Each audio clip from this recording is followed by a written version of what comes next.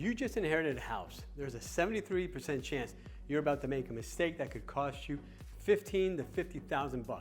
I know because I've helped several families sell inherited properties, and I see the same 5 mistakes happen over and over again. The worst part, most people don't realize they've made these mistakes until it's too late and the money is already gone. So if you've recently inherited a property or you're in the middle of the probate process right now, what we're about to share in the next 6 minutes could be the most valuable real estate advice you'll ever receive. So let's make sure you don't leave money on the table. Hey folks, I'm John with BuyBuyHome, and over the past 20 years, we specialize in helping families navigate several stressful situations in real estate, including inheriting a property, and during an already emotional time. Whether you inherited your parents' home, a relative's property, out of state, or you're dealing with multiple heirs who can't agree on what to do, this video is going to walk you through the 5 biggest mistakes and, more importantly, how to avoid them. We'll cover the probate trap, the repair money pit, the tax nightmare most people miss, the family conflict that destroys value, and the timing mistake that costs you the most. Stick with me because mistake number 4 is the one almost nobody sees coming. Mistake number 1 is spending thousands of dollars on repairs before you know your plan. Here's what typically happens. You inherit a house, you walk through it, and you immediately see everything that needs fixing. The outdated kitchen, the worn carpet, maybe a leaky roof. Your instinct is to fix it up before selling, right? Here's the problem. Most heirs spend about $20,000 to $40,000 on repairs and upgrades thinking they'll get that money back. But the data shows you typically only recoup about 50 to 60% of repair costs on an inherited property sale. That's $10,000 to $20,000 you just lost. The smarter move? Determine your 3 options first. Sell as is to an investor or cash buyer. Make only the repairs that give you a 100% return, like safety issues or obvious deal breakers, or keep it as a rental. Don't spend a single dollar on repairs until you've gotten multiple opinions on the property's value in its current condition. Mistake number 2 is misunderstanding the probate timeline and letting holding costs destroy your equity. Most people think probate takes 6 to 8 weeks. In reality, in most states, probate takes 6 to 18 months. And every month you're holding that property, you're paying property taxes, insurance, utilities, maintenance, possibly HOA fees, and possibly even a mortgage, if there is one. On average, holding costs run about $800 to $2,000 per month, depending on the property. If you wait the full probate period before listing the property, that's $9,600 to $36,000 in holding costs eating into your inheritance. Now, here's what most people don't know. In many states, you can get court permission to sell the property during probate. It's called a probate sale, or selling with letters testamentary.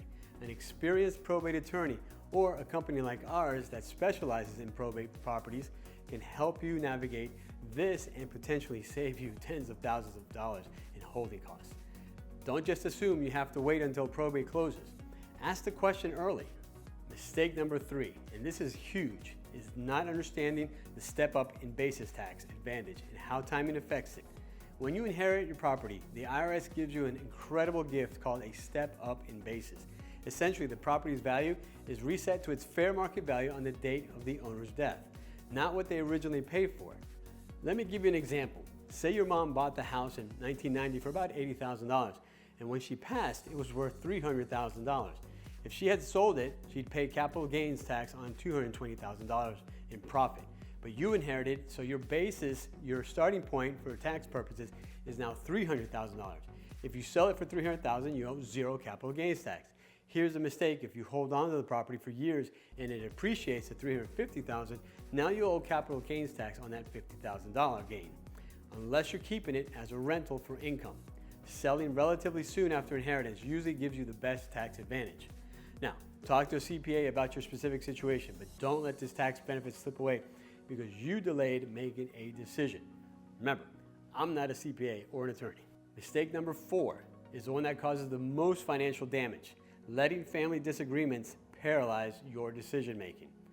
This is incredibly common when multiple siblings or heirs inherit a property together. One person wants to sell immediately, another wants to keep it as a rental, another has emotional attachment. and doesn't want to let go of the family home. Meanwhile, weeks turn into months, nobody's making the mortgage payment, the yard becomes, well, overgrown, and the property deteriorates. I've seen inherited properties lose $40,000 to $60,000 in value because family conflict prevented action for up to 18 months. Here's my advice. Set a 30-day deadline for all heirs to agree on one of the three paths. Sell as is for cash and split proceeds immediately.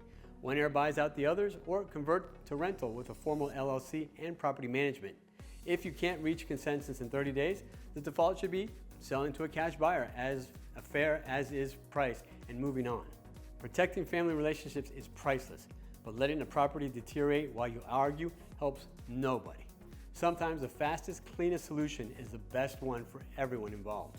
And mistake number 5, choosing the wrong selling method for your situation. Most people assume they have to list with a real estate agent, pay 6% commission, make all the repairs the agent recommends, stage the house, and wait 60 to 90 days for a buyer. For some inherited properties in great condition in hot markets, that might make sense. But for most inherited properties, especially ones that need work, are in less desirable areas, or where you need to sell during probate, there's often a better way. Let's do the math. If you sell a $250,000 inherited house the traditional way, you'll pay about $15,000 in commissions, probably about $10,000 to $25,000 in repairs and updates, another $2,000 to $4,000 in closing costs, plus 3 to 6 months of holding costs at, let's say, $1,200 per month. That's $7,200. Total costs around $34,000 to $51,000. Now, if you sell as is to a cash buyer or investor, you typically get a direct offer that's around 70 to 85% of the after repair value. You pay 0 commission, 0 repairs, 0 holding costs, and you can close in about 7 to 14 days. When you run the actual numbers for your specific property, the cash offer often nets you similar money or sometimes even more. Plus, you eliminate months of stress and uncertainty. The mistake is not running both scenarios with real numbers before deciding. At BuyBuyHome, we give you a free comparative market analysis showing exactly what you'd net both ways. No pressure, just information so you can make the smartest choice for your family. So here's what I want you to do right now. If you've inherited a property and you're trying to figure out your next move, don't make these expensive mistakes. Click the link in the description below or call the number on your screen to get your free inherited property analysis. We'll look at your specific situation, the property condition, the probate status, what you'd net with different selling methods, and give you a clear, honest recommendation with no obligation. We buy houses, yes, but we also help sell the traditional way when that makes more sense. Our goal is to help you make the best decision for your situation and maximize what you walk away with. Click below or call now. Let's make sure you don't leave money on the table. Thanks for watching. If this was helpful, make sure you subscribe and click the bell so you don't miss our next video. And don't forget to grab your free inherited property analysis by going to BuyBuyHome.com. All right, I'll see you in the next video.